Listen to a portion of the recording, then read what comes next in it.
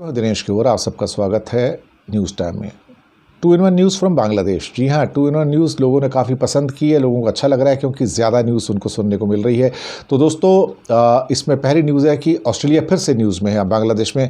Australia Bangladesh के साथ बेहतर रिलेशनशिप चाहता है, बेहतर ट्रेड रिलेशनशिप चाहता है। दूसरी न्यूज़ है एक्सपोर्ट का टारगेट $51 बिलियन अटेनेबल है, यानी कि प्राप्त किया जा सकता है। आते हैं पहली न्यूज़ के ऊपर।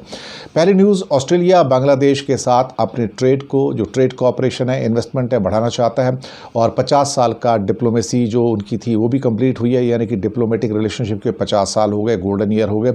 ऑस्ट्रेलिया के हाई कमीशन ने इसके ऊपर बात की है और इस पर प्राइम मिनिस्टर शेख हसीना ने भी कहा है कि हम दोनों के ख़ास तौर से जो रिलेशनशिप हैं वो बहुत कॉर्डियल हैं। इस मामले में जो एक संदेश मिला है, ऑस्ट्रेलिया के प्राइम मिनिस्टर स्कॉट मॉरिसन ने कहा है कि the country look forward to strengthening the defence and economic cooperation with Bangladesh, greeting its government marking the 50 year Australia Bangladesh diplomatic relations. तो ये बहुत ही अच्छी बात है और इसके ऊपर जो बांग्लादेश की प्राइम मिनिस्टर शेख हसीना है उन्होंने शुक्रिया भी अदा किया है and she had hope that both countries will have the futuristic and better relationship between the two countries.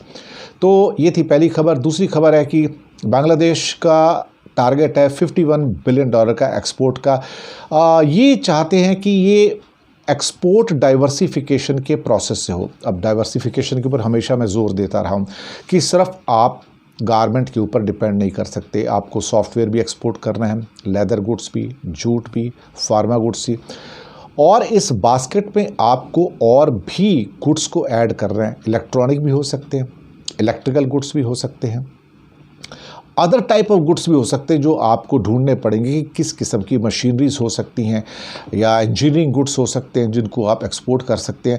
तो जो बास्केट ऑफ जो एक्सपोर्ट है उसको डाइवर्सिफाई करने की ज़रूरत है और कॉमर्स मिनिस्टर ने कहा तो है कि हम एक्सपोर्ट टारगेट अटेन कर लेंगे, लेकिन ज़रूरत है कि अभी 80% एक्सपोर्ट सिर्फ एक आइटम का है, वो भी गारमेंट का है।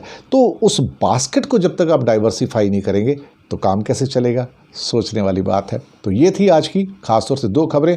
एक तो ऑस्ट्रेलिया की न्यूज़ थी और $51 बिलियन का जो एक्सपोर्ट टारगेट है अटेनेबल है। शुक्रिया आपका।